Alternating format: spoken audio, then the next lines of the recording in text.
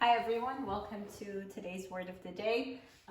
We might call it sound of the day. We're going to do something slightly different. Typically we do words and etymologies, translations, and so on. But often when we've done this at the office at the Institute of Armenian Studies, a lot of our student workers will ask me questions about sounds, pronunciation, phonetics, especially the differences between Eastern and Western Armenian. With kind of the coronavirus outbreak and how people are sounding and spelling corona in Armenian, some of these differences really came to the surface. I thought it might be interesting to look at the differences in pronunciation, especially when it comes to stops. So stops in kind of phonology, phonetics are sounds that require a complete stop of the airflow. And I'm thinking we can do velar stops. So these are like your K or G or G sounds. So Armenian, Classical, Eastern, and Western have 3 letters designating these velar stops. So the first one is G, Gin. Second one is G, Gim.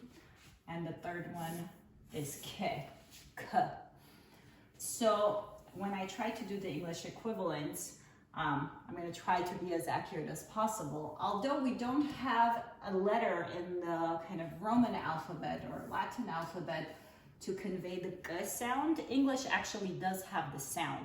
So think of saying the word skip or Scott.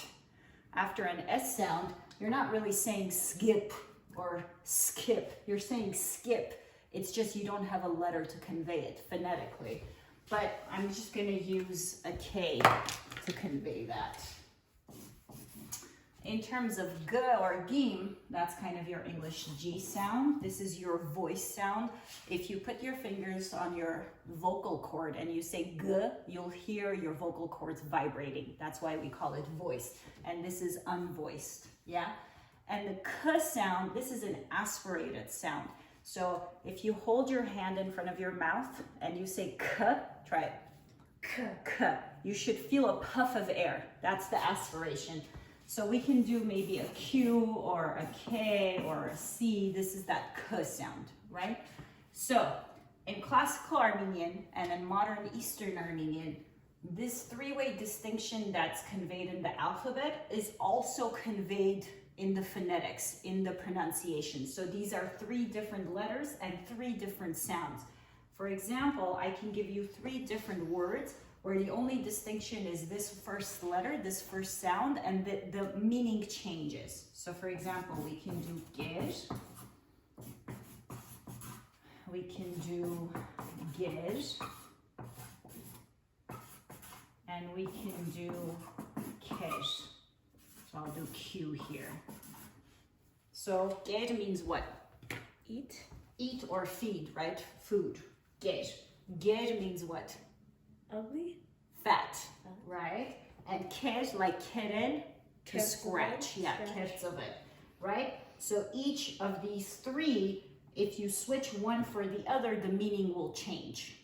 Okay? So again, in modern Eastern Armenian, just like in Classical Armenian, this 3-way distinction is fully maintained and functional.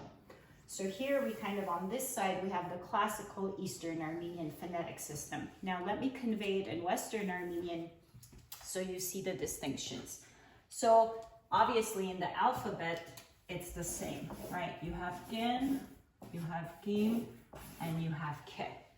What's happened in Western Armenian is that the 3-way distinction has been reduced to a 2-way distinction. So this unvoiced, unaspirated G has lost its phonetic representation. So anytime a Western Armenian sees this G, they pronounce it like G. So G phonetically has become a G. And anytime they see a G, it's pronounced like a K. So G phonetically has become a K. So the G, G, K 3-way distinction has been reduced phonetically to a G, K 2-way distinction. So if I were to write these 3 words here again, And if I were to pronounce and phonetically transliterate into Western, it would be different. Ger would be pronounced ger. I'll do it in transliteration. Ger would be pronounced ker. And ker would be pronounced ker. So you see, these two phonetically have merged into one. Yeah? Hence, the kind of series of Western Armenian learners or students who complain about spelling, because when you hear a word, it could potentially have two spellings, whereas for an Eastern Armenian, the phonetics and the way you write it match equally. So in terms of kind of coronavirus, right, if you read Western Armenian material, you'll see it spelled either with a gim or a ke, because they both sound like a k, right, corona. Whereas in material published in the Republic, you'll often see it with a k, korona, especially coming like via Russian and so on. So I thought this might be interesting. This type of three-way to two-way distinction is prevalent in at least 5 or 6 other triads. So kind of periodically we'll introduce you to these. They might be interesting and kind of illuminating in terms of the differences in pronunciation. That's it.